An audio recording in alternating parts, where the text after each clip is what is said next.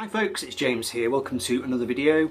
Just going to do a quick response to a video which I've just seen from Black Beans and Rice. That's Brian. Check him out if you haven't already. Great channel there. Very simple idea. Brian just wants us to show 10 records by 10 musicians that we've seen live. So I thought I would just quickly jump on this. So in the background you can hear this record. This is Ravi Shankar, Sound of the Sitar with Ala Rakar on tabla. And I saw Ravi Shankar at the Bridgewater Hall in Manchester playing with his daughter Anushka Shankar probably about 10 years ago now, and it was an incredible experience to see him. The Bridgewater Hall in Manchester is quite a big venue. It's a kind of classical concert hall really, so it was kind of perfect, and they had a kind of Indian rug on the floor of the stage, and Ravi and his daughter and a couple of tabla players just absolutely whipped it up. It was just amazing. I mean, you know, such a legend. He's got all the Beatles connections behind him, but I mean, you know, lots more besides as well. I mean, he was such a huge figure in whatever, you know, world music, just to pigeonhole him. So it was just fantastic to see him, and I was pleased I got to see him before he died. So there we go, that's Ravi Shankar. Okay, you're going to whip through these in no particular... Actually, I'm going to show them in roughly alphabetical order, okay? Now, I've tried to avoid some of the obvious ones. You know, I've seen the Stones, I've seen AC/DC, I've seen Kiss. So rather than the kind of big arena shows and the stadium shows, I thought I'd go for ones that are slightly more off the beaten track. So this is the Boomtown Rats, and I saw Bob Geldof, where is he? There we go. I saw Bob Geldof playing at the Wigan Jazz and Blues Festival quite a few years ago now, and it was a solo show that he was doing to promote an album he had out, and it was quite a strange gig. It was a kind of seated tables, you know, kind of affair, people eating chicken and chips while Bob was doing his, strutting his stuff. It's quite funny, just before the gig me and my partner went to the pub, and it turned out to be the pub that Bob was staying in, I think. He came into the bar and he looked awful. He had a cold, he was kind of sneezing into a handkerchief. We didn't talk to him, but the gig was pretty good. He did his new album, and then he did the Boomtown Rat stuff. You know, he did Rat Trap and I Don't Like Mondays, etc. It was quite interesting because he came on to do the solo stuff, and he was quite kind of austere. It was an album that he'd made, I think it was a kind of confessional album talking about the death of Paula Yates, and when he did the Boomtown Rat stuff, you could see him consciously shifting gears. It was as if he was girding himself up and, you know, about to transform back into his old chart topping self, and it was a strange place to see him, but it was a good gig and I'm pleased I went. So that's Sir Bob. Okay, moving through, James Brown. Saw James in concert at the Bridgewater Hall in Manchester several years ago. Again, the same venue that I saw Ravi Shankar. And it's quite funny because at the Bridgewater Hall in Manchester there was never any security. You know, it's a very nice, family orientated concert venue. But the night I saw James Brown, I got to the doors of the venue and there were these huge black guys standing at the door, you know, tough looking security guys that James had brought with him, and it was a totally different atmosphere at the venue to what you'd normally expect.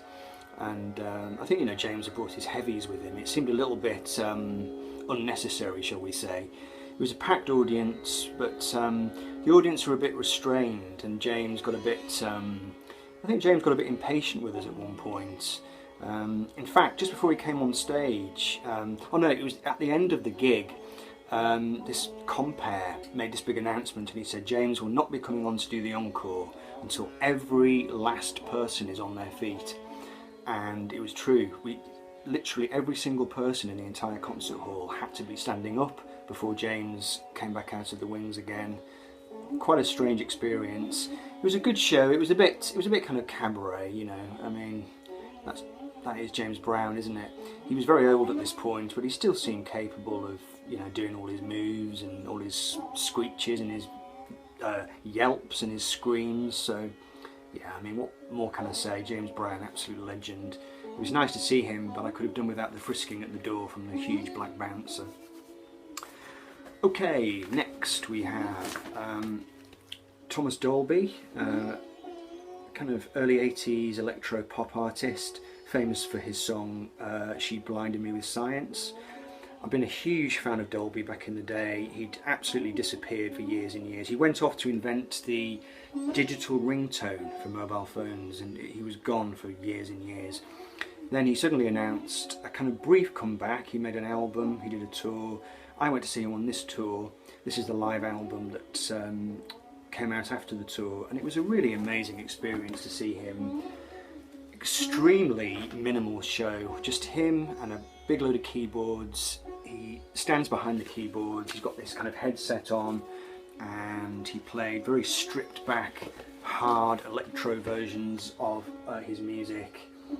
It was great to see him. I wish he'd kind of stayed around after that really. He seems to have done a disappearing trick again, but it was wonderful to see him. I love Thomas Dolby, very atmospheric, melancholy, electro pop, you know, from back in the day. It took me back really, and that was a great show. That was at the Manchester Academy. I think it was in the Academy 2 venue, which is quite a small venue. Okay, so next one I want to just quickly talk about, so this is Can, and I saw their drummer Jackie Liebezit, and he played with Harold Budd and Jar Wobble in a cellar bar venue in Leeds back in the day. It was an amazing gig, one of the most incredible live shows I've ever seen. Jackie was an amazing drummer. He just played very stripped back beats all night, very precise, very mathematical, extremely minimal kit. But when you combined it with Jar Wobble's bass lines, it started out and everybody was kind of sat round. It was like a cellar bar venue, but by the end of the night people were clambering onto the tables and, you know, swinging from the rafters. It just built into this absolutely fantastic tribal kind of groove. It was amazing to see Jackie, one of my all-time favourite drummers. I just wish I'd gone to meet him after the show because he died quite soon after. So yeah, just an absolute legend. Okay, next one. This is the Eels. Went to see them at Manchester Academy again, but the big venue there. It was a couple of albums ago now, and the Eels were a great band back in the 90s. They were a really good kind of alternative, angsty kind of band. Mark Everett wrote a very good autobiography which I'd enjoyed a lot, and he had a really great band with him. They all played in a line and they're all kind of wearing overalls. It was really interesting. It was kind of really workmanlike, and it was a really great show. And there was a kind of encore afterwards, a kind of sneaky encore when lots of people had left the auditorium, and they just came back on and played a kind of mini set for about the 20 or 30 people who'd stayed behind.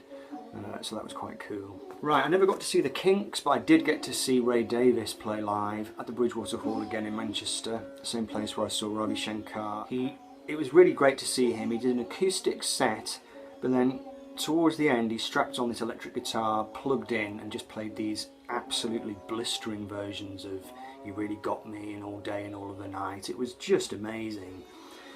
I think Ray Davies is somebody who probably should have been bigger than he ended up being. You know, it was quite weird seeing him because he was playing a nice classical concert hall, but you can't help compare that kind of venue to the venues that Paul McCartney plays, for example.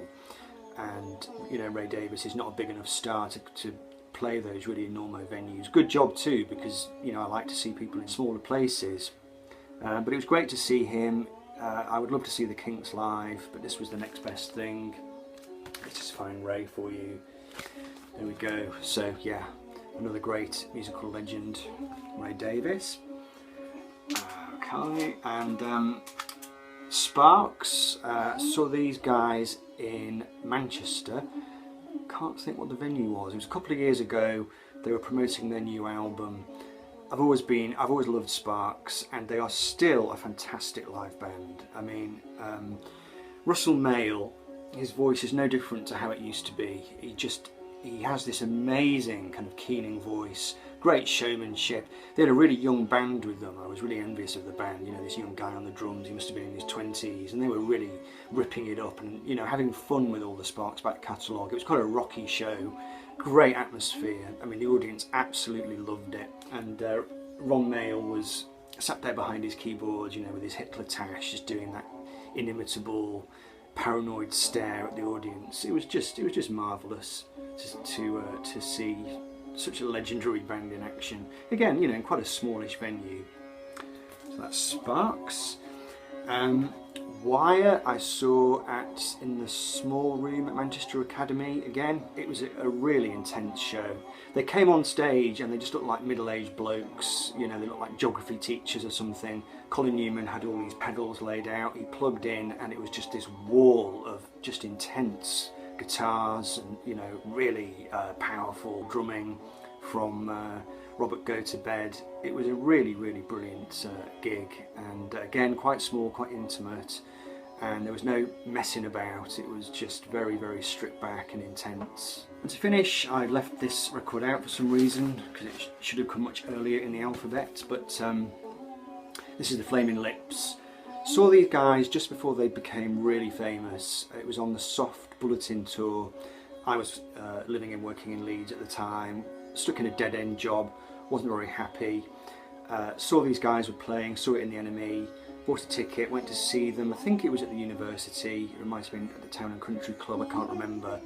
And it was just before they became big. They hadn't started doing all the Disney stuff yet, but they were doing the, you know, the big gong at the back and the balloons and just all the amazing psychedelic stuff on the screen behind Wayne Coyne. It was a really cathartic experience, and I actually had tears in my eyes at one point. I think it was because, you know, I think I was going through a lot of problems in my life at that point, and it was a very cathartic show. And quite strange, when you go to see the Flaming Lips, they come on at the beginning with the roadies and they help to set up the equipment, which is quite a strange thing. I'm not quite sure if I kind of like it or not really, because there's no sort of expectation, you know, when the band comes onto the stage to start playing, you've already been watching them for half an hour setting up the drums and the keyboards. It seems a bit odd, but it was a really great show. Pleased I saw them just before they became big. I saw them again about a year or two later in a much bigger venue, and it wasn't as good really. So I'm pleased I got to see the Lips before they kind of crossed over into more of a kind of, not exactly mainstream, but they became much bigger a couple of years later. So there we go, Brian. I hope that was okay. Check out Brian's channel, and I'll see you all soon. Take care, folks. Bye bye.